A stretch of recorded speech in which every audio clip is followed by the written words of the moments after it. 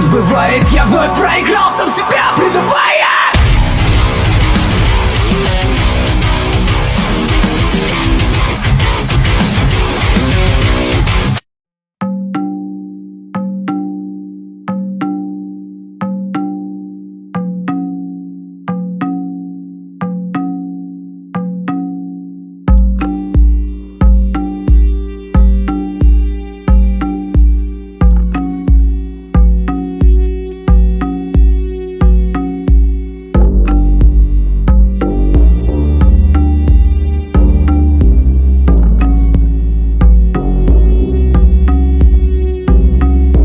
Selamat datang di channel Cerita Simbah. Piye kabare? Semoga sehat selalu ya. Kali ini Simbah akan kembali bercerita tentang sebuah buku yang sangat menarik yang berjudul Kisah Tanah Jawa yang ditulis oleh tim @Kisah Tanah Jawa. Tema kita kali ini yaitu tentang Bank Gaib. Dari masa ke masa, harta atau materi duniawi telah menjadi persoalan bagi banyak manusia. Ada beberapa di antaranya yang menderita karenanya. Ada pula manusia yang tidak pernah lelah mengejarnya untuk simpanan hidup di dunia. Ya, meskipun tidak semua manusia gila harta, tapi amini saja, pada era yang serba modern ini, materi telah menjadi tolak ukur tersendiri. Materi memang sifatnya selalu adiktif bagi mereka yang senang mencari. Tidak akan pernah ada kata cukup dan berhenti. Tak ayal kala materi semakin menipis, psikologi manusianya sendiri akan berakhir frustasi. Tak jarang, frustasi tersebut akan membawa sebuah pribadi berpikir untuk semakin kreatif lagi. Kebanyakan di antaranya selalu didominasi dengan cara-cara yang negatif. Salah satu dari pemikiran negatif itu biasanya adalah pesugihan. Pesugihan sendiri bukanlah hal yang baru untuk masyarakat kita.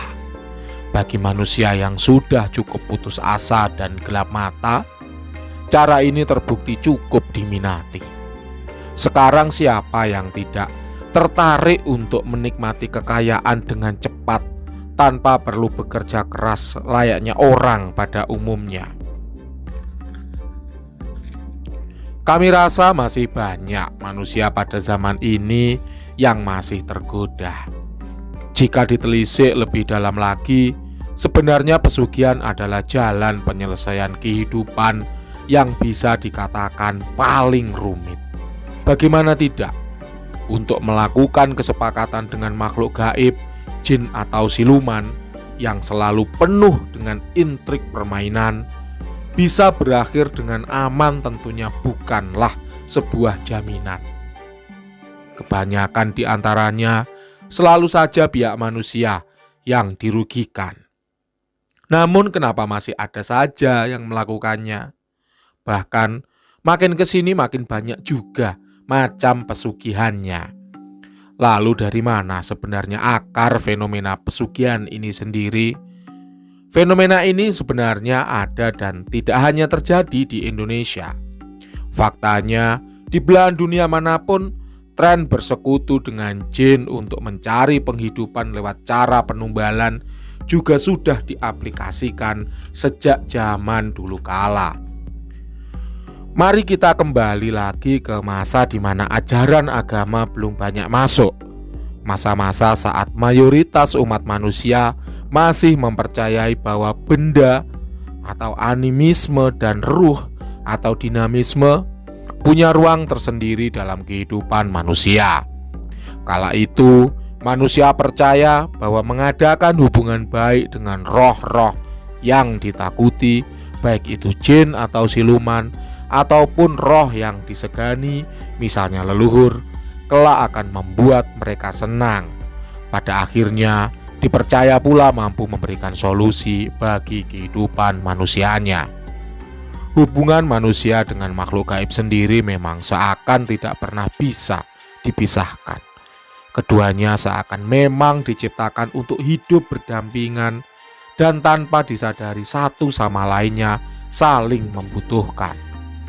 Namun jangan terburu-buru memaknai membutuhkan di sini sebagai hal yang tabu untuk dibicarakan. Karena sejatinya tidak semua jin ada untuk berbuat jahat. Pada dasarnya, menggoda manusia adalah tugas mereka. Dan patut diingat bahwa perjalanan hidup mereka faktanya lebih lama dari kita semua yang hidup sekarang ini. Jadi bukanlah sesuatu yang sukar bagi mereka untuk bertugas menggoda, karena mereka juga sudah mempelajari kita dengan 1001 cara. Itulah mengapa sebuah perjanjian dengan iblis selalu bisa dipastikan berakhir tragis karena intrik permainan mereka yang tiada habis. Pesugihan contohnya. Jika ada yang bilang bahwa pesugihan aman untuk dilakukan, maka dapat dipastikan bahwa pernyataan itu hanyalah bualan semata. Apalagi di Pulau Jawa sendiri yang jenis pesugihannya sangat beragam. Apakah ada satu saja yang masuk kategori aman? Jawabannya tidak pernah ada. Kecuali Anda sudah cukup gelap mata untuk mengikuti permainan mereka. Bisa dibilang Pulau Jawa adalah surga bagi mereka yang hendak mencari pesugihan. Dari ujung barat sampai ke ujung timur, menawarkan pesonanya masing-masing dalam hal menarik pelanggan. Mulai dari yang dikatakan aman hingga ke jenis pesugihan yang sifatnya sangat kelam. Meskipun di pulau-pulau lain juga ada, namun tetap saja varian pesugihan di Pulau Jawa termasuk yang banyak dicari seantero Nusantara. Lalu dari mana sebenarnya fenomena ini merebak di Pulau Jawa? Sejak dari kapankah pesugihan ini ada? Jawabannya yaitu sudah sangat lama sekali. Namun jangan dibayangkan kala fenomena ini muncul untuk pertama kali, para pelakunya hanya cukup datang ke seorang perantara atau paranormal untuk memfasilitasi segala sesuatunya. Pada zaman dulu, tidak sedikit orang pergi untuk tapa lelaku guna mencari sesuatu. Bukan hal yang baru jika orang-orang Jawa merupakan salah satu panutan dalam hal berlelaku. Mereka bertapa dan menyendiri di tempat-tempat tertentu dengan tujuan satu, yaitu mendekatkan diri kepada penciptanya tanpa batasan waktu. Namun lamanya waktu juga bukanlah sebuah jaminan mencapai satu tujuan. Komunikasi yang sudah lama terjalin, batin dalam bisu, buktinya masih bisa diamati oleh beberapa jin siluman penunggu. Tidak jarang pula, selama masa tenang sang pertapa, acap kali jin siluman memasuki pikiran mereka dengan menawarkan sejuta goda dunia. Untuk apa dekat dengan sang pencipta jika kami bisa berikan seketika apa yang kamu minta? Sudah menjadi bagian dari sifat manusia kemudian memiliki gundah gulana. Ya, meskipun tidak semuanya terpengaruh, beberapa dari mereka yang terpengaruh bisikan dalam meditasinya akan melulu berubah menjadi negosiasi. Manusia kemudian mulai menawarkan dan mencoba bersepakat dengan jin siluman tanpa peduli lagi bahwa Tuhan adalah tujuan. Bagi jin siluman sendiri, mengabulkan permohonan sang pertapa juga merupakan sebuah keuntungan bagi mereka untuk memulai intrik permainan. Ada yang dijanjikan kekayaan, ada yang dijanjikan kekebalan, bahkan ada juga yang kemudian memilih untuk menjadi salah satu bagian dari jin siluman untuk lain tujuan. Bagi yang dijanjikan kekayaan dan kekekalan, akan selalu ada mahar yang harus dibayarkan. Bagi mereka yang memilih menjadi siluman, mereka juga akan mengejar kesempurnaan dan kemampuan. Semuanya terbukti berhasil tanpa harus memerdulikan akibat dari perjanjian dengan jin dan setelahnya. Memasuki masa kolonial, fenomena pesugihan makin merebak secara masif di tanah Jawa.